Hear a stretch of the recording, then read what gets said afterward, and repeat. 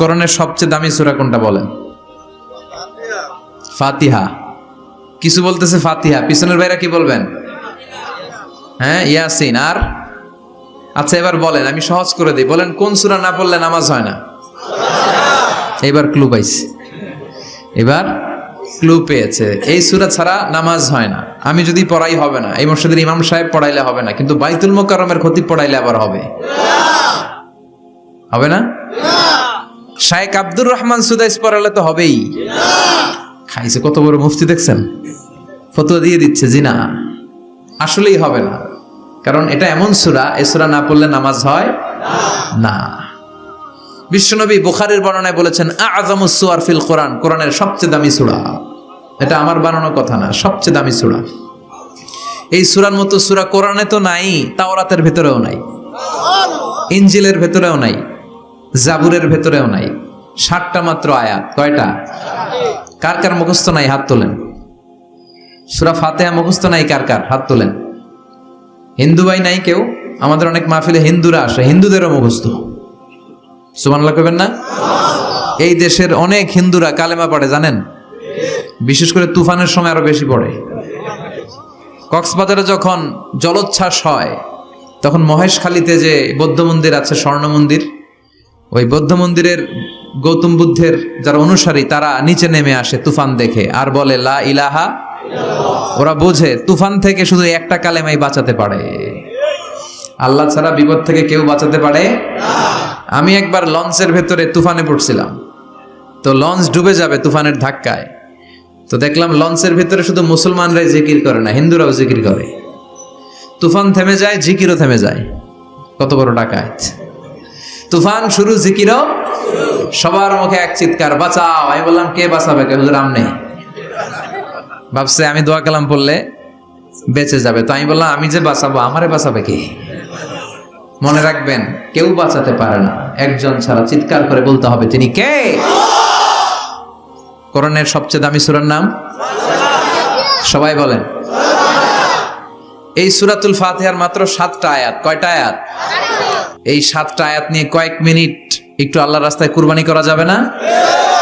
কান দুইটা খরগোশের মতো খাড়া করেন, খরগোশ কান খাড়া করে শুনে, এজন্য খুব পিন ড্রপ সাইলেন্ট, পিন পতন নীরবতাও খরগোশ কান দিয়ে শুনতে পায়। এই সূরাটা হচ্ছে আউয়ালুস সূরা নাযালা কামিলান মিনাল কোরআন, কোরআনের সর্বপ্রথম নাজিল হওয়া পূর্ণাঙ্গ সূরা। এই সূরার আগে কোন সূরা পূর্ণাঙ্গ একসাথে নাজিল হয় নাই। কোন সূরার 5 আয়াত, 10 আয়াত, 20 আয়াত। আপনারা যে এখন সুন্দর কোরআন দেখতেছেন, বিশ্বনবীর সময় কি এই কোরআন ছিল? না। 23 বছরের লম্বা জিন্দেগিতে বিশ্বনবীর কাছে এই কোরআন নাজিল হয়েছে। পরবর্তীতে এটার কম্পাইলেশন করা হয়েছে, scripture, holy scripture, the Quran, whereof there is no doubt, no suspicion in it, and a guidance to those who are muttaqin. এটা এমন বই যেটাতে আল্লাহ কোনো ভুল রাখে নাই, মুত্তাকিনদের জন্য এটা পথ নির্দেশিকা হিসেবে আল্লাহ পাঠিয়েছে। পড়েন সুবহানাল্লাহ। তো সূরাতুল ফাতিহার আগে অনেক সূরা নাজিল হয়েছে, কিন্তু একটু একটু করে, পুরোটা একসাথে না। এই সূরাটা পুরোটা একসাথে সর্বপ্রথম নাজিল হয়েছে। এজন্য এই সূরাটারে আবার বলে ফাতিহাতুল কিতাব, মানে preface of the book, introductory সূরা। কোরআনটা খুললেই সর্বপ্রথম আপনার নজরে যে সূরাটা পড়বে, সূরাটার নাম সবাই বলেন সূরাতুল ফাতিহা। আবার বিশ্বনবী এটাকে বলেছেন কোরআনের মা। কি বলেছেন? চমৎকার একটা ইনফরমেশন না? মনে রাখতে হবে। তাহলে কোরআনের মায়ের নাম কি? মনে থাকবে? বলেন তো, সকল পৃথিবীর সব শহরের জনপদের মায়ের নাম কি? মাক্কাতুল মুকাররমা। তেমনি কোরআন আল কারীমের মায়ের নাম হচ্ছে সূরাতুল আল ফাতিহা। এরপরে বিশ্বনবী বলেছেন এই সূরাটা হচ্ছে সূরাতুল ওয়াফিয়া, অখণ্ড সূরা। এই সূরাকে খণ্ড খণ্ড করে পড়া যায় না। কেউ প্রথম রাকাতে সূরাতুল ফাতিহার অর্ধেক, দ্বিতীয় রাকাতে বাকি অর্ধেক যে পড়ছে, হইছে? কিন্তু কেউ প্রথম রাকাতে সূরা আর রহমানের 10 আয়াত, পরের রাকাতে বাকি 10 আয়াত। কোনো সমস্যা আছে? সমস্যা নাই। তার মানে এই সূরার নাম সূরাতুল ওয়াফিয়া, অখণ্ড সূরা। মানে এই সূরাকে খণ্ড খণ্ড করে পড়া যায় না, পড়লে পুরোটাই পড়তে হয়। সুবহানাল্লাহ পড়েন। আবার এই সূরার আরেকটা নাম হচ্ছে সূরাতুদ দোয়া, দোয়ার সূরা। কিসের সূরা? কেমন করে আল্লাহর কাছে প্রার্থনা করতে হয়, দোয়া করতে হয়, ফরিয়াদ করতে হয়, সে কথা এই সূরার ভেতরে আছে না নাই? কারণ এই সূরাতে আমরা প্রতিদিন একটা দোয়া করি, ইহদিনাস সিরাতাল মুস্তাকিম। মানে কি? আল্লাহ আমাকে সরল সঠিক পথ দেখাও। আমাদেরকে পথ দেখায় কে? চিল্লায় বলেন। আমি যদি কোনো দিন পথে ভুলে যাই, হাত ছানি দিয়ে কাছে নিও, মমতার বন্ধনে আমায় বেঁধে সব ভুল ক্ষমা করে দিও।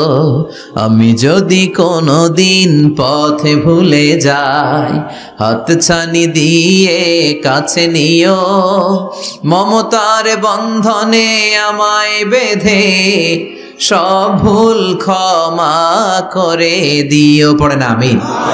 আমরা যদি পথ ভুলে যাই, আমাদের পথ দেখায় কে? এই জন্য এই সূরাটার নাম সূরাতুদ দুআ, প্রার্থনার সূরা। কেমন করে আল্লাহর কাছে প্রার্থনা করতে হয় এই সূরার ভেতরে আছে না নাই? এরপরে এই সূরার নাম হচ্ছে সূরাতুস সালাত, নামাজের সূরা। কিসের সূরা? সব সূরা ছাড়া নামাজ হয়, সূরাতুল ফাতিহা ছাড়া নামাজ হয় না। বিশ্বনবী বললেন, লা সালাতা লিমান লাম ইয়াকরা বিফাতিহাতিল কিতাব। যে সূরা ফাতিহা তার নামাজে পড়ে না, তার নামাজ আল্লাহর দরবারে কবুল হয় না। এরপরে বিশ্বনবী বলেছেন এই সূরার নাম সূরাতুশ শিফা। সূরাতুশ শিফা, শিফার সূরা, আরোগ্য লাভ করার সূরা। অসুস্থ ব্যক্তির গায়ে এই সূরা পড়ে ফু দিলে সুস্থ করবে কে? আল্লাহ। বিশ্বাস হয়? বিশ্বাস হইতে হবে, ঈমান থাকতে হবে। ঈমান যদি পাক্কা হয় তাইলে কাজ করবে, তা না হইলে কাজ করবে না। অনেকে বলে, হুজুর আমি তো কত সূরা ফাতিহা পড়ে ফু দিলাম, কই আমার পেটে ব্যথা তো ভালো হয় না। যেটা কইছে তুই একটা ডাকাত, ঠিক কি না?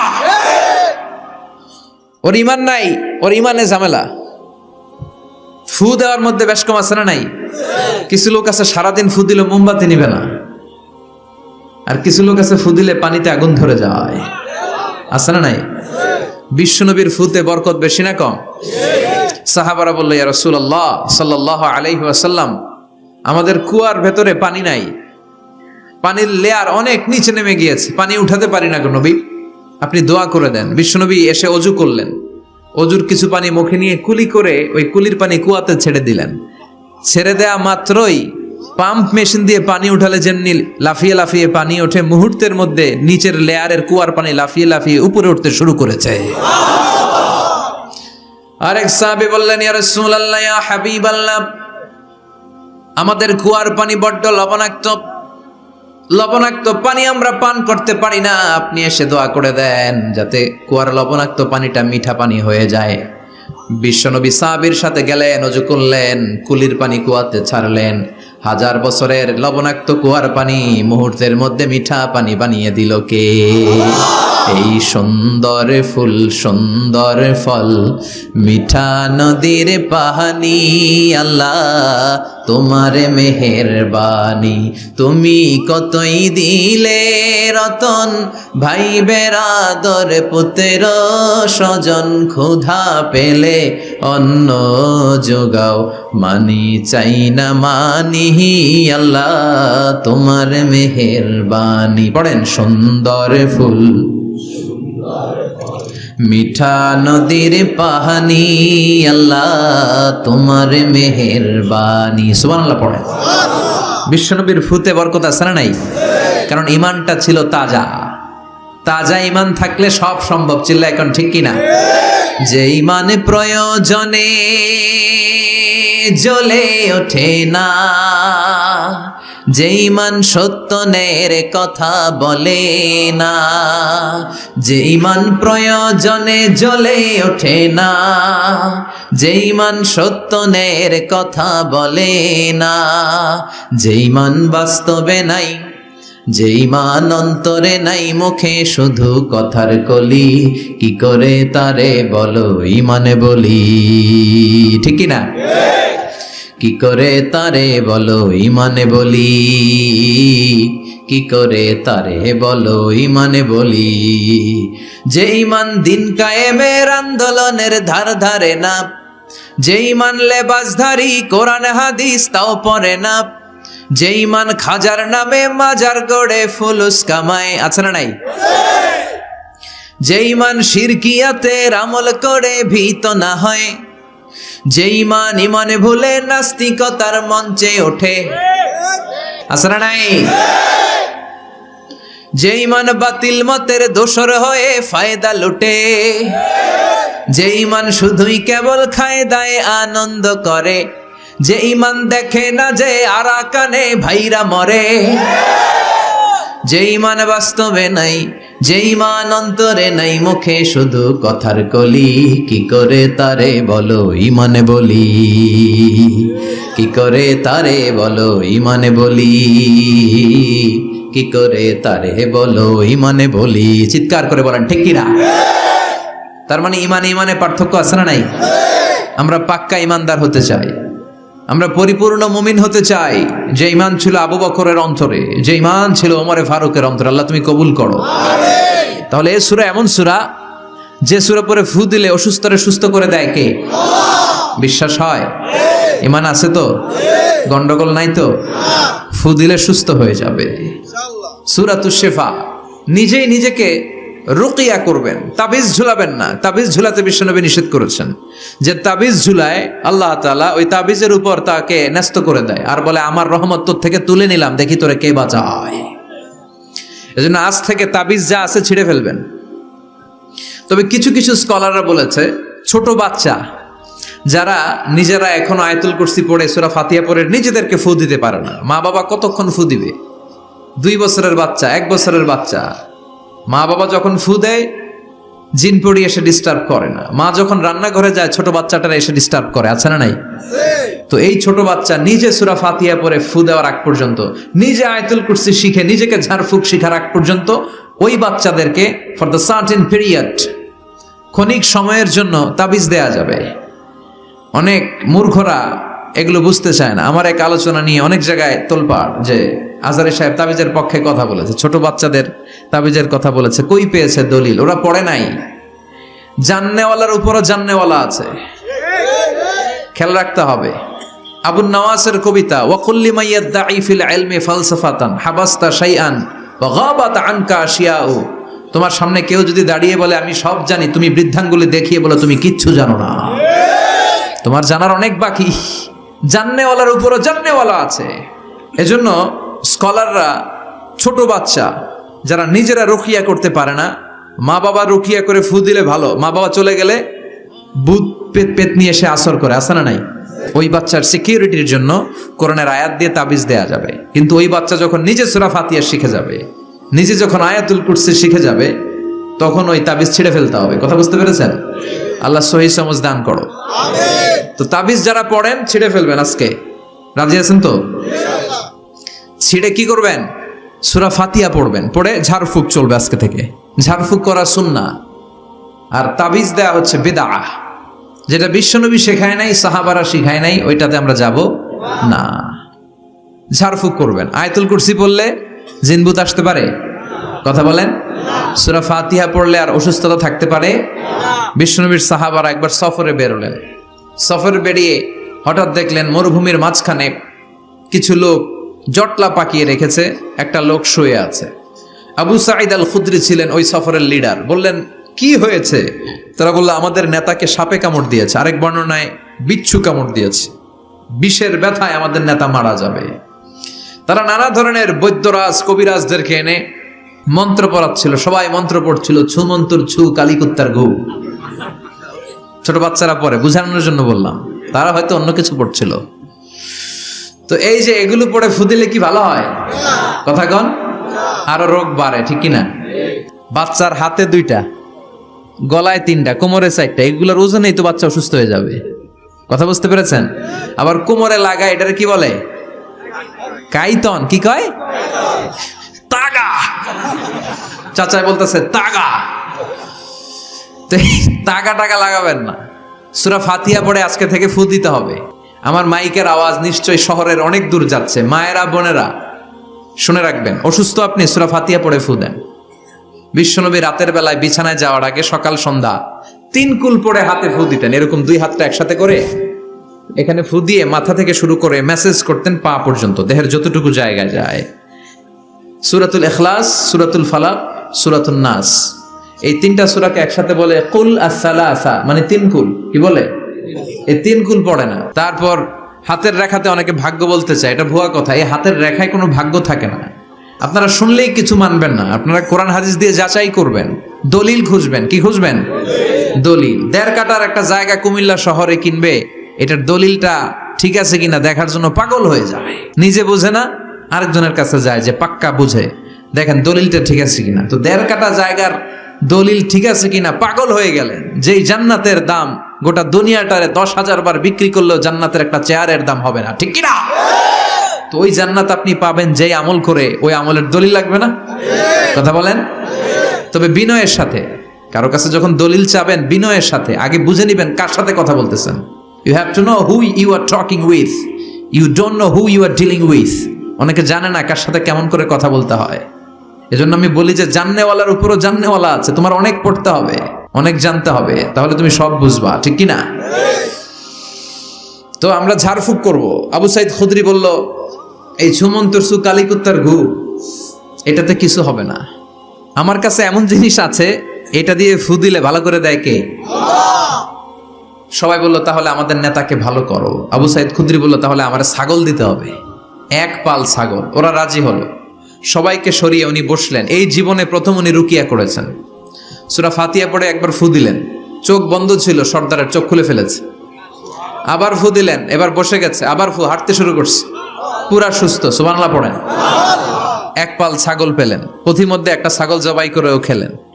এরপর বিশ্বনবীর কাছে এসে মাসালাটা রিচেক করে নিলেন, ক্রস চেক, ডাবল চেক। আপনারা এখন ইউটিউবের সময় না, যে কোনো জিনিস সার্চ দিলেই সব পাওয়া যায়, আপনি জানতে পারবেন। তো একটা বিষয়ের উপর অনেকগুলো আলেমের বক্তব্য শুনবেন, ফলে ওভারঅল একটা ধারণা আপনি পেয়ে যাবেন। বুঝতে পেরেছেন? বিতিরের সালাত কয় রাকাত, অনেক মন্তব্য আছে, অনেক মতামত আছে। আপনি 5 জন স্কলারের কথা শুনেন, মোটামুটি একটা আন্দাজ পেয়ে যাবেন যে এটাই হয়তো হকের কাছাকাছি। গোড়ামি করা যাবে? ইসলামে গোড়ামি নাই। ইসলামের সৌন্দর্য হচ্ছে আত-তাইসির, simplicity is the beauty of Islam. সহজীকরণ হচ্ছে ইসলামের সৌন্দর্য। বিশ্বনবীকে যে কোনো অপশন দিলে সবচেয়ে সহজ অপশনটা নিতেন। সুবহানাল্লাহ পড়ে। বিশ্বনবীর কাছে এসে বললেন, ইয়া রাসূলুল্লাহ, সূরা ফাতিহা দিয়ে ঝাড়ফুঁক করে এক বর্ণনায় 100টা, আরেক বর্ণনায় 30টা ছাগল আমরা পেয়েছি। পথিমধ্যে একটা ছাগল জবাই করে আমরা খেয়েছি। এই যে কোরআন দিয়ে ফু দিয়ে আমরা ছাগল আনলাম, খাইলাম, এই ছাগল নেয়াটা জায়েজ হয়েছে কিনা বলেন। মাসালা ক্রস চেক করতে আসছে, ডাবল চেক, দেখে বিশ্বনবী কি বলে। বিশ্বনবী বলেন জায়েজ হয়েছে মানে কোরআনের দাম বাড়ায় দিয়ে আসছিস বেটা। আল্লাহু আকবার। কোরআনের দাম তোমরা বাড়িয়ে দিয়ে এসেছো। 30টা বা 100টা ছাগল যাই পাইছো তোমরা, ভাগ বটোয়ারার পরে 2-1টা থাকলে আমারও দিও। তো এটাকে বলে সূরাতুশ শিফা। কোরআনের ভিতরে শিফা দিয়েছে কে? ওয়া নুনাজ্জিলু মিনাল কুরআনি মা হুয়া শিফাউন ওয়া রাহমাতুল লিল মুমিনিন ওয়া লা ইয়াজিদুয যালিমিনা ইল্লা খাসারা। এই কোরআনের মধ্যে আমি শিফা দিয়েছি, রহমত দিয়েছি, বরকত দিয়েছি। মুমিনদের জন্য কোরআনকে শিফা বানিয়েছে কে? সূরাতুশ শিফা মনে থাকবে? এই যে পীর সাহেব হুজুরের কাছে যে আসেন ফু দেওয়ার জন্য, যে হুজুর ফু দেন, হুজুর কি পড়ে ফু দেয় জানেন? আজকে গোমর ফাঁস করে দিয়ে যায় হুজুরের। সূরাতুল ফাতিহা পড়ে ফু দেয়। হুজুরের কাছেও আইসেন, আপনারাও ফু দিয়েন, নিজেরাও দিবেন। সবসময় যে হুজুরের কাছ থেকে নিতে হবে তা না, আব্বা আম্মার কাছ থেকে নিবেন। আব্বার কাছ থেকে নিলে এটা সবচেয়ে দামি ফু, ঠিক কিনা? 2 গ্লাসে পানি, পৃথিবীর সবগুলা পীর সাহেবরে বললাম হুজুর এই গ্লাসে একটু ফু দেন, হুজুর আমার ফু দিয়ে দিল। আমার আব্বা উনি আরেক গ্লাসের পানির মধ্যে ফু দিয়ে দিল। মুহূর্তের মধ্যে আমার আব্বার ফুটা কাজে লেগে যাবে। ওটা পৃথিবীর পীর সাহেব একদিকে, বাবা মার দোয়া আর ফু আরেকদিকে, ঠিক কিনা? তো এই জন্য সূরাতুল ফাতিহার এক নাম হচ্ছে সূরাতুশ শিফা। কি নাম? সূরাতুশ শিফা। আবার এই সূরার আরেক নাম হচ্ছে সাবউল মাসানি, নিত্য পাঠনীয় সপ্তবাক্য। নিত্য পাঠনীয় সপ্তবাক্য, যেই সূরাটা প্রতিদিন পড়া হয়। রব্বুল আলামিন বলেন, ওয়ালাকাদ আতাইনাকা সাবআম মিনাল মাসানি ওয়াল কুরআনাল আযীম। ও নবী, আমি আপনাকে নিত্য পাঠনীয় 7টা বাক্য দান করেছি, সাথে সাথে কোরআনে আজিম দান করেছি। সুবহানাল্লাহ। নিত্য পাঠনীয় 7টা বাক্য, এমন 7টা বাক্য এই সূরাতুল ফাতিহা, যে 7টা বাক্য সব সময় পড়তে হয়।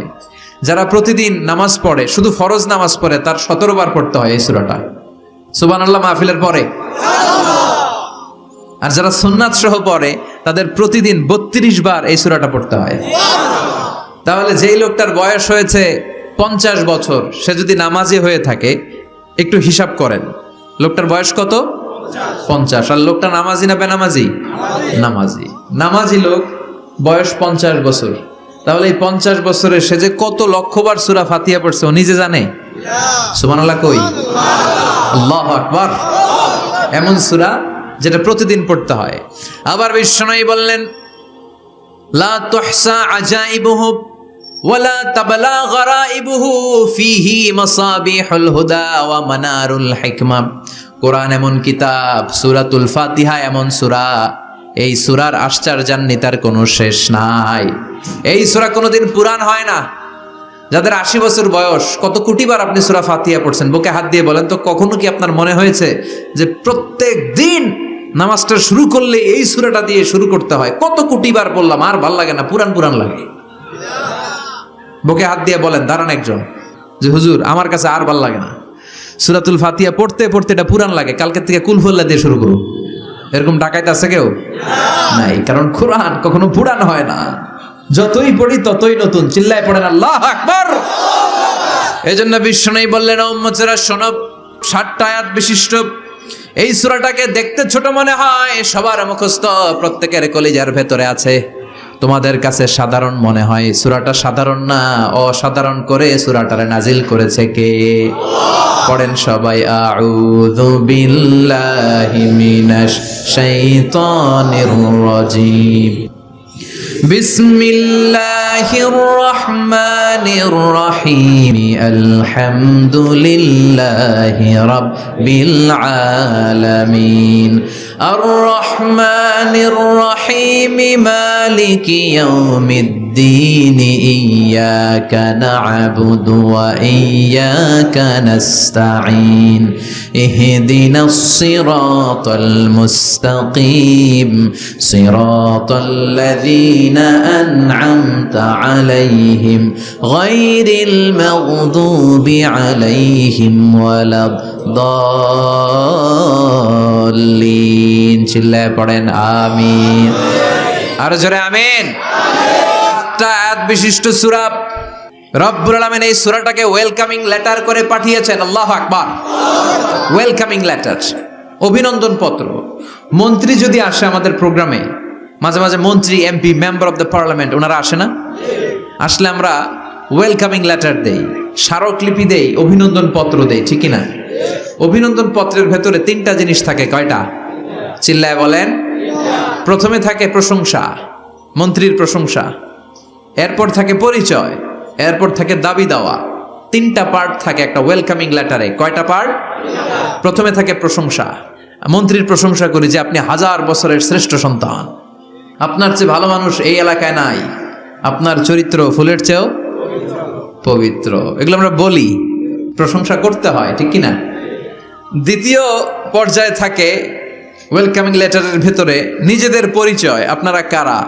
তারপর আমরা পরিচয় দিই যে আমরা এই মসজিদের গভর্নিং বোর্ডের মেম্বার্স, আমরা এই মসজিদের লোক, আমরা এই হাই স্কুলের সদস্য, আমাদের একটা একাডেমিক ভবন লাগবে, আমাদের মসজিদের 3 তলার কাজ ধরেছি, ওইটা লাগবে, ওইটা লাগবে। এগুলো আমরা পরে বলি, আমরা নিজেদের পরিচয় দেই। প্রশংসার পরে আমরা পরিচয়, যে আমরা এই মাহফিলের ইন্তেজামিয়া কমিটি, আমরা এই স্কুলের গভর্নিং বোর্ডের সদস্য, নিজেদের পরিচয় দেই। প্রশংসাও করলাম, পরিচয়ও দিলাম। এরপরে আছে কি? দাবি দেওয়া। আমাদের দাবি মানতে হবে, নইলে গদি ছাড়তে হবে। এরপরে আমরা দাবি দেওয়াতে যাই। তো সূরাতুল ফাতিহাটাকে আল্লাহ তাআলা এরকম একটা ওয়েলকামিং লেটারের মতো করে পাঠালেন। আল্লাহ বুঝাতে চাইলেন প্রতিদিন পড়বি তো, এজন্য 3 ভাগ করে দিলাম। সুবহানাল্লাহ। প্রথম 3টি আয়াতে আমি রব্বুল আলামিনের প্রশংসা তোরা করবি। চতুর্থ আয়াতে তোরা তোদের নিজেদের পরিচয় আমার কাছে পেশ করবি। এরপরে শেষ 3টা আয়াতে তোদের দাবি দেওয়া বিনয়ের সাথে আমার কাছে পেশ করবি। প্রথম 3 আয়াতে প্রশংসা কার? আল্লাহ বললেন আলহামদুলিল্লাহি রাব্বিল আলামিন। সকল প্রশংসার মালিক হলেন আল্লাহ, যিনি হলেন জগৎ সমূহের রব। আল্লাহু আকবার। হামদুন মানে প্রশংসা। হামদুন মানে কি? প্রশংসা কার? কম কম না বেশি বেশি? বিশ্বনবী মসজিদে নববীতে ইমামতি করছেন, আল্লাহু আকবার বলে নামাজ শুরু করলেন, কেরাত পড়লেন, রুকুতে গেলেন, রুকু থেকে দাঁড়িয়ে বিশ্বনবী পড়লেন সামি আল্লাহ। পেছন থেকে সাহাবারা ছোট্ট আওয়াজে গুনগুনিয়ে পড়লেন রব্বানা রব্বানা ওয়ালাকাল হামদ। এক সাহাবী নিচ থেকে ফিসফিস করে পড়লেন হামদান কাসীরান তাইয়িবান মুবারাকান ফি। চারটা অতিরিক্ত শব্দ নিচ থেকে বানিয়ে পড়লেন। কয়টা? চারটা শব্দ আমার সাথে সাথে আওয়াজ করে পড়েন। হামদান কাসীরান তাইয়িবান মুবারাকান ফি। আবার পড়েন হামদান কাসীরান তাইয়িবান মুবারাকান ফি। চারটা শব্দ। বিশ্বনবী সালাত শেষ করলেন।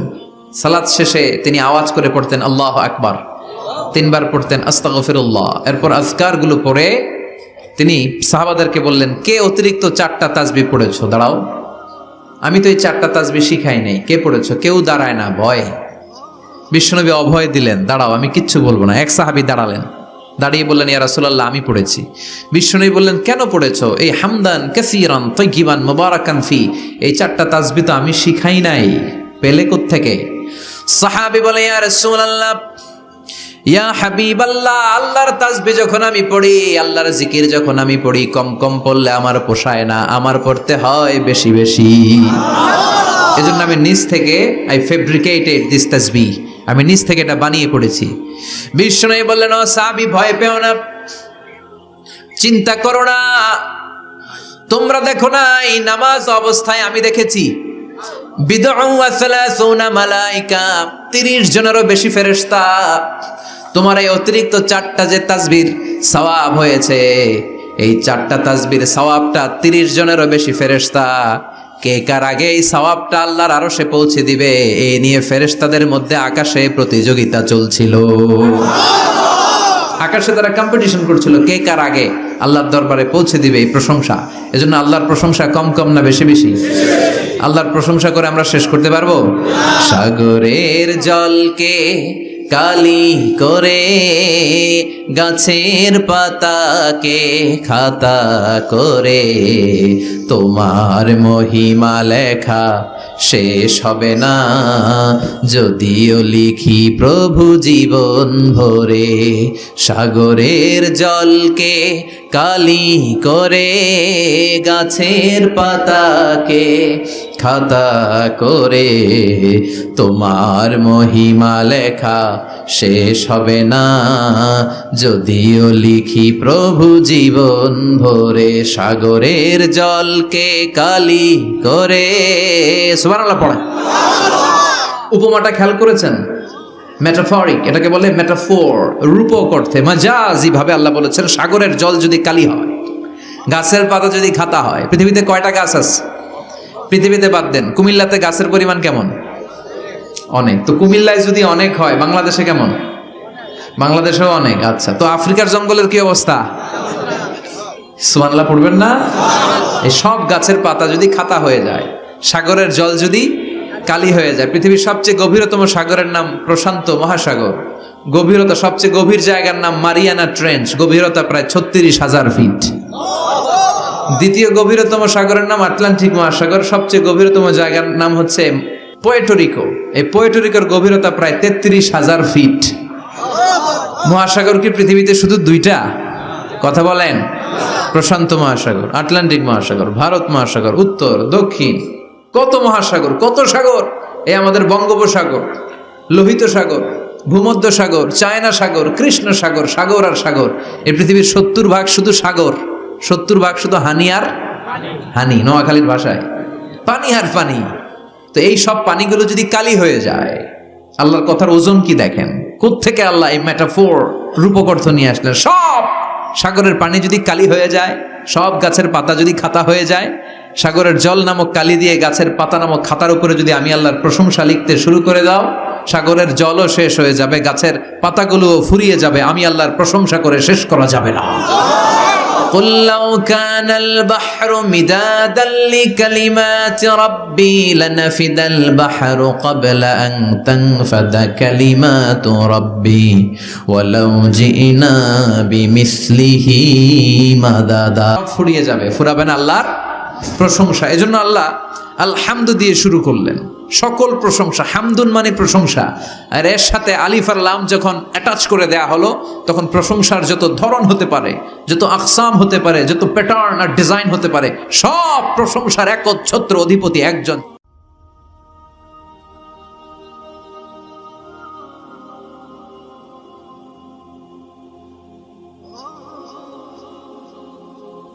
চিল্লায় বলেন তিনি কে? এই পৃথিবীতে আল্লাহর সবচেয়ে বেশি প্রশংসা করেছেন বিশ্বনবী মুহাম্মদ সাল্লাল্লাহু আলাইহি ওয়াসাল্লাম। আবার নিজেও প্রশংসিত। ওনার এক নাম আহমদ, মানে যিনি সবচেয়ে প্রশংসা করে, আবার মুহাম্মদ মানে নিজেও প্রশংসিত। জান্নাতীদেরকে নিয়ে বিশ্বনবী যখন কিয়ামতের দিন বিচার শেষে জান্নাতের দরজায় যে কড়া নাড়বে, ওই দিন বিশ্বনবীর হাতে একটা পতাকা থাকবে। ওই পতাকার মধ্যে ওই শব্দটা লেখা, সূরাতুল ফাতিহার প্রথম শব্দ যেটা। সূরাতুল ফাতিহার প্রথম শব্দ কি? আলহামদু। বিশ্বনবীর হাতের পতাকায় ওইটা লেখা থাকবে, লিওয়াউল হামদ, প্রশংসার পতাকা। সুবহানাল্লাহ পড়বেন না? তার মানে আমরা এই সিদ্ধান্তে উপনীত হলাম যে সব সময় প্রশংসা করতে হবে একজনের। তিনি কে? আল্লাহ বললেন আলহামদু, আলহামদু লিল্লাহ। সব প্রশংসার মালিক হলেন আল্লাহ। কি সুন্দর নাম তার, কি মজার নাম। আলিফ লাম লাম হা, আলিফ লাম। সবাই বলেন আলিফ লাম লাম হা, আওয়াজ করে আলিফ লাম লাম হা। এটা কার নাম? আল্লাহর নামটা জপতে কেমন লাগে? হৃদয় থেকে এই গভীর রাতে আল্লাহর একটা ডাক দেন তো, বলেন আল্লাহ। প্রাণটা জুড়িয়ে আবারও আল্লাহরে ডাকেন, বলেন ইয়া আল্লাহ। নামটা মজা লাগে না? আল্লাহ বলেন হুয়াল আউয়াল ওয়াল আখির ওয়াল যাহির ওয়াল বাতিন। তিনি প্রথম, তিনি শেষ, তিনি প্রকাশ্য, তিনি গোপন। সুবহানাল্লাহ। তার মানে প্রথমে কে? শেষে কে? প্রথমে আল্লাহ আল্লাহ, শেষেও আল্লাহ আল্লাহ, আকাশে আল্লাহ আল্লাহ, জমিনে আল্লাহ আল্লাহ। সবাই পড়েন, প্রথমে আল্লাহ আল্লাহ, শেষেও আল্লাহ আল্লাহ, আকাশে আল্লাহ আল্লাহ, জমিনে আল্লাহ আল্লাহ। নিখিল জাহান গায় গুণগান, তার নামে গায় আমরাও গাহি তাআলা। হামদে বারি তাআলা, হামদে বারি তাআলা, হামদে বারি তাআলা। সুবহানাল্লাহ পড়েন। আলহামদুলিল্লাহ। সকল প্রশংসার মালিক কে? আল্লাহ বললেন সকল প্রশংসার মালিক হলাম আমি, আর আমি হলাম রব্বিল আলামিন, জগৎ সমূহের রব। আল্লাহর আরেক নাম হলো রব। আল্লাহর আরেক নাম কি? কবরের প্রথম প্রশ্ন কি? আমার রব, তোমার রব কে? আমাদের উত্তর কি? আমরা বলবো আল্লাহ আমারে রব, আল্লাহ আমারে রব। দমে দমে তনু মনে তারি অনুভব, আল্লাহ আমারে রব। তোমার দুনিয়াতে আমি যেদিকে তাকাই, অথই নিয়ামাতে ডুবে আছি সবাই। পাখ পাখালির গানে শুনি তাসবিহ কল রব, তাসবিহ কল রব, আল্লাহ আমারে রব। ওনার নাম হচ্ছে রব। নাম কি? এজন্য আমরা যখন দোয়া করি, দোয়ার শুরুতে কোন শব্দ থাকে? রব। রব্বানা যালামনা আনফুসানা ওয়া ইল্লাম তাগফির লানা ওয়া তারহামনা লানাকুনান্না মিনাল খাসিরিন। রব্বানা আতিনা ফিদ দুনিয়া হাসানাতাও ওয়া ফিল আখিরাতি হাসানাতাও ওয়া কিনা আযাবান নার। মুসা আলাইহিস সালামের জিহ্বা দিয়ে কথা বের হয় না, উনি দোয়া করলেন রব্বিশ রাহলি সাদরি ওয়া ইয়াসসিরলি আমরি। তার মানে সব দোয়ার শুরুতে কার নাম? আবার যখন আমরা রুকুতে যাই আমরা পড়ি সুবহানা রাব্বিয়াল। আবার যখন আমরা সেজদায় ঢলে পড়ি আমরা পড়ি সুবহানা রাব্বিয়াল আ'লা। চিল্লায় এখন ঠিক কিনা? রব মানে হচ্ছে সাস্টেইনার, বিধানদাতা, রিজিক দাতা, পালন কর্তা। আল্লাহর একটা নাম হচ্ছে রব। আমাদের রব কে? আল্লাহ। রব কারে বলে একটু সহজে আজকে বুঝিয়ে দিয়ে যাই। রব হচ্ছে যার যখন যেটা যতটুকু দরকার তাকে তখন সেটা ততটুকু যিনি চাওয়ার আগেই দিয়ে দেয়, তার নাম রব। বুঝতে পেরেছেন? সহজ হয়েছে না কথাটা? যার যখন যেটা যতটুকু দরকার তাকে তখন সেটা ঠিক ততটুকু যিনি ফরিয়াদ করার আগেই পৌঁছে দেয়, তার নাম রব। আমাদের যখন যেটা লাগে ব্যবস্থা করে কে? মায়ের পেটে 8 মাস ছিলাম, 9 মাস ছিলাম, 10 মাস ছিলাম। এই 8 মাস 9 মাস আমারে খাবার দিল কে? পানি দিল কে? অক্সিজেন দিল কে? চাইছিলেন? মায়ের পেটে চাইছিলেন না আল্লাহর কাছে যে আল্লাহ ঠিক মতো দিও, টাইমলি খাবার পাঠায় দিও? চাইছিলেন? চাওয়ার আগে যার যা লাগে কে দেয়? তাকে বলে রব। আবার মায়ের পেট থেকে দুনিয়ায় আসলেন, আমার মায়ের জরায়ুর সাথে আমার নাড়ের একটা কানেকশন, একটা লাইন, ওই লাইন দিয়ে আল্লাহ 9 মাস যাবত আমারে পানি দিলেন, খাবার দিলেন, অক্সিজেন দিলেন। সঙ্গত কারণেই দুনিয়াতে আসলে দুনিয়ার মানুষ ওই লাইনটা কেটে দেয় নাকি রেখে দেয়? কেটে দেয়। কেটে দিলে বাচ্চা প্রথম চিৎকারটা দেয়, মানব শিশু প্রথম চিৎকার হাঁকে পৃথিবীতে, ওয়া ওয়া। আমরা শুনি ওয়া, আসলে আল্লাহরে ডাক দেয়। আল্লাহরে ডেকে বলে, মাবুদ, খাবারের, অক্সিজেনের আর পানির একটা মাত্র লাইন ছিল, চিল্লায় বলেন কয়টা? দেখো দুনিয়ার মানুষ কত নিষ্ঠুর। আসার সাথে সাথেই কারোর সাথে আমার শত্রুতা নাই, জমি নিয়ে মারামারি নাই, কিলাকিলি নাই, একটা মাত্র খাবারের লাইন দিয়ে 10 মাস বেঁচেছিলাম। মানুষগুলো নিষ্ঠুর, খাবারের একটা লাইন কেটে দিল, এখন খাবো কি? আল্লাহ বলেন, গোলাম, যে আল্লাহ 10 মাস ধরে মায়ের পেটে খাওয়ালাম, ওই আল্লাহ এখনো আছি না নাই? একটা লাইন ছিল মায়ের নারের ভেতরে, খাবারের একটা লাইন, চিন্তা নাই, কষ্ট নাই, দুঃখ নাই। একটা খাবারের লাইনের বদলে আজ থেকে তোর মায়ের বুকের ভেতরে খাবারের 2টা লাইনের ব্যবস্থা করে দিলাম। চাইছিলেন যে আল্লাহ আসার সাথেই তো আমার লাইন কেটে দিবে, খানা কিন্তু রেডি রেখেন আল্লাহ? চাইছিলেন না সবাই? চাওয়ার আগেই যার যা লাগে যিনি দিয়ে দেয়, তার নাম তাফসীর। বুঝতে পারছেন? এরপরে মায়ের দুধ খেতে লাগলাম। মায়েরা গভীর রাত মাইকের সাউন্ড যাদের কানে যায়, বুকের দুধ খাওয়াবেন ছেলে মেয়েদেরকে। বাচ্চা ডেলিভারি হওয়ার পরেই মায়ের বুকে যে দুধটা, সেটার বলে শাল দুধ। এটা আল্লাহর পক্ষ থেকে বাচ্চার জন্য প্রাকৃতিক টিকা। সুবহানাল্লাহ কবেন না? আমরা হসপিটালে যে টিকা দেই 5টা 7টা, প্রথম টিকাটা আল্লাহ ফ্রি দিয়ে দিছে।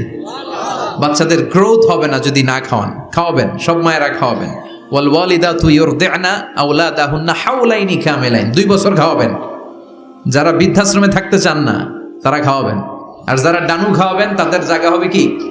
ছেলে আমার মস্ত মানুষ, মস্ত অফিসার, মস্ত ফ্ল্যাটে যায় না দেখায় পারে ও পার, নানান রকম জিনিস আর আসবাব দামি দামি, সবচেয়ে কম দামি ছিলাম একে মাত্র আমি। ছেলের আবার আমার প্রতি অগাধ সম্ভ্রম, আমার ঠিকানা তাই বৃদ্ধাশ্রম। কি দুঃখের কথা, মা কেঁদে কেঁদে বলে কোনো মা বাবার জন্য বৃদ্ধাশ্রমে থাকা না লাগে, ঠিক কিনা? তো বৃদ্ধাশ্রমে যারা থাকতে চান না তাদেরকে দুধ খাওয়াবেন, দেখবেন এই ছেলেগুলো এরকম ডাকাত হবে না। আল্লাহ তুমি বুঝার তৌফিক দাও। তার মানে মায়ের পেটে যখন ছিলাম খাবার দিল কে? দুনিয়াতে আসার পরে বুকের দুধের ব্যবস্থা করলো কে? আচ্ছা, মায়ের বুকের দুধ যখন আমরা খেতাম আমাদের দাঁত ছিল? ছিল না। তার মানে দাঁত দরকার নাই, দেয়ও নাই। বয়স আমার 1 বছর 2 বছর যখন হইতে শুরু করলো, একটু বড় হয়েছে, এখন তো শুধু দুধে চলবে না, এখন মাছ খাইতে হবে, গোশ খাইতে হবে, কুরবানির হাড্ডি চাবাইতে হবে। কথা কন? তো এখন আমার দাঁতের দরকার আছে না নাই? দাঁত যখন দরকার ছিল না দেয় নাই, যখনই দরকার তখনই দিছে কে? আবেদন করছিলেন না অনলাইনে? কথা কন? অনলাইনে আবেদন করছিলাম তো আমরা, জাল্লা বয়স যখন ঠিক এই পর্যায়ে চলে যাবে দাঁত দিও তুমি, দাঁত চাইছিলেন? চাওয়ার আগে যিনি দেয় তার নাম। দেখেন বাংলাদেশে ভাল্লুক, উল্লুক, বাঘ যেগুলো আছে এগুলোর গায়ের পশমগুলো পাতলা। এই বাঘই যেগুলো স্ক্যান্ডিনেভিয়ান কান্ট্রিগুলোতে, সাইবেরিয়াতে আছে, ডেনমার্কে আছে, সাইবেরিয়াতে, তারপর নরওয়েতে, অসলোতে যেই বাঘ ভাল্লুকগুলো আছে ওদের চামড়া ইয়া মোটা, মনে হয় যেন প্রাকৃতিক কম্বল দিয়ে আল্লাহ এই সিংহটারে তৈরি করছে। উট শুধু আরব দেশেই নাই, আরব দেশের উটের চামড়া বড় পাতলা, কিন্তু নরওয়ে স্ক্যান্ডিনেভিয়ান ওই বরফের এলাকাতে ওট হয়, ওই ওটের গায়ের মধ্যে ইয়া লম্বা লম্বা পশম। তার মানে ওখানে প্রচন্ড ঠান্ডা, ওখানে সার্ভাইভ করতে গেলে, বাঁচতে হলে গায়ের মধ্যে মোটা কম্বল লাগবে। চাওয়ার আগেই ওই প্রাণীগুলোরে কম্বল দিয়ে পাঠিয়েছে কে? আবার এই দেশের প্রাণীগুলোর চামড়া যদি মোটা হতো, উলের পশম থাকতো আর কম্বলের মতো সেটিং করা থাকতো, এই দেশের বাঘ ভাল্লুকগুলার কষ্ট হতো। তাই এ দেশের বাঘ ভাল্লুক আর ওটের চামড়া পাতলা করেছে কে? সুবহানাল্লাহ কইবেন না? যার যখন যেটা যতটুকু দরকার তাকে তখন সেটা ততটুকু চাওয়ার আগে যিনি দেয় তার নাম। যেখানে যতটুকু লাগে, কুমড়া গাছ লাউ গাছের নিচে কেউ বিশ্রাম নেয়? বিশ্রাম নেয় কই? বট গাছের নিচে। সুবহানাল্লাহ কইবেন না? একজন লোক ছোটবেলা গল্প শুনেছি, বট গাছের নিচে শুয়ে শুয়ে আল্লাহরে গালি দিচ্ছে। আল্লাহর কেমন বিবেক, ইয়া বড় বট গাছ আর বট ফলগুলা এত ছোট ছোট, আর লাউ গাছ আর কুমড়া গাছের এটা কি খুব মোটা না চিকন? চিকন হয়ে এরকম বেড়ে ওঠে লাউ গাছ। লাউ গাছরে দিল আল্লাহ এত চিকন করে, ফল দিছে এত মোটা। আর এত বিশাল বড় বট গাছ, এটার ফল হলো এত ছোট। তো আল্লাহর গালি দিতে দিতে কোন সময় যে ঘুমাই গেছে নিজেও জানে না। হঠাৎ করে নাকের মধ্যে ছটাং করে বট ফল পড়ছে একটা, লাভ দিয়ে উঠছে, নাক দিয়ে রক্ত বেরোয়া শুরু হয়েছে। রক্ত মুছতে মুছতে মনে মনে ভাবে, আসলেই তো আমি বড় একটা উল্লুকা পাঠা। আজকে এই বট গাছের মধ্যে যদি লাউয়ের মতো ফল দিত, কুমড়ার মতো ফল দিত, আমার নাকের উপরে ওই লাউ আর কুমড়া পড়লে আমি থাকতাম না, আমি বিদায় হয়ে যেতাম, অক্কা পেয়ে যেতাম, ঠিক কিনা? যেখানে যেটা যেভাবে যতটুকু দরকার তার নাম। চিৎকার করে তার নাম। আল্লাহ বললেন, আমি হলাম রব্বিল আলামিন, জগৎ সমূহের রব। আলাম মানে একটা জগৎ, আলামিন মানে অনেক জগৎ, মাল্টি ডাইমেনশনাল ইউনিভার্স। উদ্ভিদ জগতের রব তিনি, প্রাণী জগতের রব তিনি, সাগর জলের অতল গহ্বর জগতের রব তিনি, মহাকাশের জগতের রব তিনি, সৌর জগতের রব তিনি, অদৃশ্য জগতের রব তিনি। চিল্লায় বলেন ঠিক কিনা? এজন্য আল্লাহ বললেন, আলহামদুলিল্লাহি রাব্বিল আলামিন, যত জগৎ আছে সব জগতের রব আল্লাহর জন্য প্রশংসা। রাজি আছেন? আরো শুনবেন? শেষ করে দেই। আর রহমানির রহিম, তিনি দয়ার সাগর, তিনি দয়ালু, তিনি মায়াবী, তার মায়ার শেষ নাই, তার দয়ার শেষ নাই, তিনি দয়ার সাগর। আল্লাহ তুমি দয়ার সাগর, রহমানুর রহিম, তোমার দয়াই পূর্ণ আমার সারা নিশিদিন। সুবহানাল্লাহ পড়েন। আল্লাহ বলেন, রাহমাতি ওয়াসিআত কুল্লা শাই, সব জায়গায় আমার রহমত বিস্তৃত। এমন কোন জায়গা নাই যেই জায়গায় আমি আল্লাহর রহমত নাই। আল্লাহর রহমত ছাড়া পৃথিবীতে কিছু হয় নাকি? এই যে আজকে বসে আছি, ওয়াজ শুনতেছি, কার রহমতে? কার দয়ায়? আল্লাহ বললেন, এই রহমত দয়ার ভালোবাসারে আমি সৃষ্টি করার পরে 100 টুকরা করলাম। কয় টুকরা? 100 টুকরা করার পরে নিজের মধ্যে আমি 99 টুকরা দয়ার ভালোবাসা রেখে দিলাম। 1 টুকরা দয়া মায়া পৃথিবীর সবার মাঝে ঢেলে দিলাম। সাইয়েদনা আদম থেকে শুরু করে up to the day of judgment, কিয়ামত পর্যন্ত সবার মাঝে আল্লাহ রহমতের 1 টুকরা দিছে, ছিটে ফোঁটা। হুজুর পাইছে একটু, আমি পাইছি একটু, উনি পাইছে, উনি সবাই মিলে আমরা 1 ফোঁটা ভাগে যোগে পাইছি দয়া আর ভালোবাসা। সবাই মিলে 1 ভাগ ভালোবাসার, আর 99 ভাগ ভালোবাসা কার? ওনার ভালোবাসা বেশি না কম? 1 ভাগ ভালোবাসা আমরা পেয়ে পৃথিবীতে ভালোবাসার গানের শেষ নাই, ভালোবাসার মুভির শেষ নাই, ভালোবাসার উপন্যাসের শেষ নাই। আবার আইয়ুব বাচ্চু বলছে, সব ভালো তুই একা বাসিস নে, একটু ভালোবাসিতে দিস মোরে। আছে না নাই? কত ভালোবাসা, চিন্তা করছেন? 1 ভাগ ভালোবাসা আমরা পেয়ে কত ভালোবাসার গান, নাটক, সিনেমা। তো 1 ভাগ ভালোবাসার ঠেলা যদি এমন হয়, যার মধ্যে তিনি 99 টুকরা ভালোবাসা রেখে দিয়েছেন, তার ভালোবাসাটা কত? 1 টুকরা ভালোবাসার নমুনা হিসেবে আমরা দেখি, ছেলের জন্য বাবা জীবন দেয়, আছে না নাই? ছেলের অ্যাক্সিডেন্ট থেকে বাঁচাতে যে ছেলেটারে ধাক্কা মেরেছে, গাড়ি এসে বাবারে থেতলে ফেলেছে। বন্যার পানিতে মা ডুবে যায়, ছোট কন্যাটারে বালতির মধ্যে ধরে রেখেছে, পানি খেতে খেতে মা দুনিয়ায় নাই, মেয়েটা মরে নাই, আছে না নাই? 1 টুকরা ভালোবাসার ছিটে ফোঁটা তুমি পেয়েছো। তার নমুনা যদি এমন হয়, 99 টুকরা ভালোবাসা নিয়ে যিনি আরশের উপরে আছে, তার দয়া কত? Do you feel that? Do you imagine that? আপনি কি এটা ফিল করেন? আপনাকে ফিল করতে হবে। এজন্য আল্লাহ বলে, গোলাম 24/7, 24 ঘন্টা আমার দরজা খোলা। কত পাপ করেছিস, কত অন্যায় করেছিস, কত পর্নোগ্রাফি দেখেছিস, কত হিন্দি সিনেমা দেখেছিস, কত অশ্লীল মেয়েদের নাচ দেখেছিস, রাত্রিবেলা নেকেড ভিডিও দেখেছিস, কত অন্যায় করেছিস। আজও আমার দরজা তোর জন্য খোলা আছে না নাই? চোখের পানি ছাড়, যায় নামাজটা বিছিয়ে দে, 2 রাকাত নামাজ পড়ে আমারে ডাক দে, ডাক দেওয়ার সাথে সাথে তোর দোয়া কবুল হয়ে যাবে। কত পাপ করেছিস, আল্লাহ ডেকে বলে তোর পাপ যদি হয় খালের পানির সমান, বিলের পানির সমান, আমি আল্লাহর দয়া তো সাগরের পানির সমান। তোর পাপ যদি হয় পাহাড়ের সমান, জেনে রাখ আমি আল্লাহর দয়া আকাশের সমান। ভরসা লাগে? আল্লাহর উপর ভরসা লাগে না? মনে রাখবেন এখানে আমরা সবাই পাপী। আমরা কি? কুল্লুকুম খাত্তাউন খায়রুল খাত্তাইন আত-তাওয়াবুন। সবাই পাপী, কিন্তু সবচেয়ে ভালো পাপী ওই পাপী যেই পাপী পাপ করার পরেই তওবা করে। তওবা করতে রাজি আছেন তো? যত পাপ আপনার হোক টেনশন নাই, আমাদের ভরসা একজনের উপর। চিল্লায় বলেন তিনি কে? বনি ইসরাইলের এক আবেদ 100 বছর ইবাদত করেছে। কিয়ামতের দিন আল্লাহ খুশি হয়ে বলবেন, ও আল্লাহর ওলি, উদখুলিল জান্নাতা বিরহমাতি, go to the paradise with my mercy. আমার দয়া আর ভালোবাসায় জান্নাতে ঢুক। আল্লাহর ওলি বলবে, বালবি আমালি, আপনার দয়া দিয়ে জান্নাত কেন? আমার আমল দিয়ে যেতে চাই, আমি নামাজ তো কম পড়ি নাই, তো দয়া লাগবে কেন আপনার? আল্লাহ বলবেন, তাই? আমার দয়া ছাড়া তুই জান্নাতে যেতে পারবি? কি আমল করেছিস তুই? ওকে, লেটস মেক এ ক্যালকুলেশন, চল একটা হিসাব করি। তোর শত শত বছরের তাহাজ্জুদ গুলারে এক পাল্লায় রেখে দে, শত শত বছরের আমলগুলো রেখে দে, আর দয়া করে মায়া করে চোখগুলো যে একটা পাল্লায় রেখে দিয়েছি, দুনিয়াতে সৌন্দর্য দেখার জন্য চোখ যে দিয়েছি, চোখটা একটা পাল্লায় রেখে দে। এক পাল্লায় 500 বছরের তাহাজ্জুদ, আরেক পাল্লায় কি? এই দুটি চোখ দিয়েছি বলে দেখো যে কত অপরূপ নয়নাভিরাম, খেতে খামারের জুড়াই জ্বালা, বিধুর ধূপ তোমার দেয়া, চোখের শুকুর জানাবো তার ভাষা কই, যতই দেখি ততই যেন পলক ছাড়া চেরই। সুবহানাল্লাহ পড়েন। এক পাল্লায় চোখ রাখা হবে, আর এক পাল্লায় 500 বছরের তাহাজ্জুদ রাখা হবে। ওজন দেওয়ার পরে দেখা যাবে মুহূর্তের মধ্যে চোখের পাল্লা ভারী হয়ে গেছে। আল্লাহ বলেন, এবার হিসাব বলে তুই জাহান্নামে যাবি, go to the hell fire, জাহান্নামে যা। কয় আল্লাহ মাফ চাই, দোয়াও চাই, জাহান্নামে আমি পড়তে পারব না, মাফ করে দেন, আমি বুঝি নাই। আপনার দয়া রহমত ভালোবাসা ছাড়া কঠিন কালে কারো জান্নাতে ঢোকা সম্ভব? এজন্য আল্লাহ বলেন, আমি রহমান, আমি রাহিম। এরপর আল্লাহ বললেন, মালিক ইয়াউমিদ্দিন, আমি হলাম বিচার দিবসের মালিক। কোন দিবসের মালিক? যেই দিবসে কেউ কাউরে চিনবে না, পীর সাহেব মুরিদরে চিনবে না, মুরিদ পীর সাহেবরে চিনবে না, বাবা ছেলেরে চিনবে না, ছেলে বাবারে চিনবে না, নেতা কর্মীরে চিনবে না, কর্মী নেতারে চিনবে না, ভাই বোনরে চিনবে না।